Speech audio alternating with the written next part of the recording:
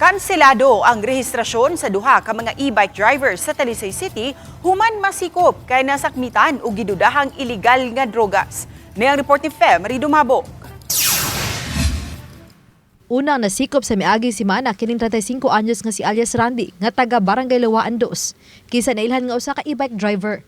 Nasakmitan siya og 3,000 pesos nga balor sa ginadili nga drogas. Nasikop usab sa Barangay San Roque sa Dakbayan sa Talisay sa miaging Biyernes ang 22 anyos nga e-bike driver nga si alias John. Nasakmitan siya og kapin sa 3,000 pesos nga balor sa gidudahang shabu. Gingong naaktuhan siya sa mga sakop sa Drugs Enforcement Unit sa Talisay City nga adunay gika-transaksyon sa illegal drugs nga daling nakasibat.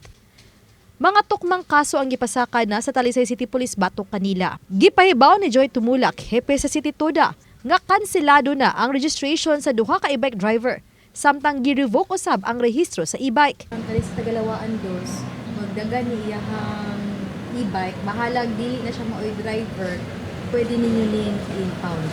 Yes, pwede na mong impound ug once nga magdagan siya kay gi-cancel naman na mo ang registration. Naa sa ordinansa no sa e-bike nga once gani ang usa ka driver or ang usa ka operator madakpan sa atong kapulisan tungod sa mga illegal nga mga binuhatan, ang City Toda dunay katungod nga i-cancelar ang iyang registration. Nakiglambigit na si Tumulak sa Talisay City Police kalabot sa mga e-bike driver nga nalambigit sa ginadili nga drogas ug uban pang krimen. Og nang hinaot siya nga magsilbi kining warning sa mga e-bike driver ug operator nga di gid malambigit sa bisan unsa nga krimen.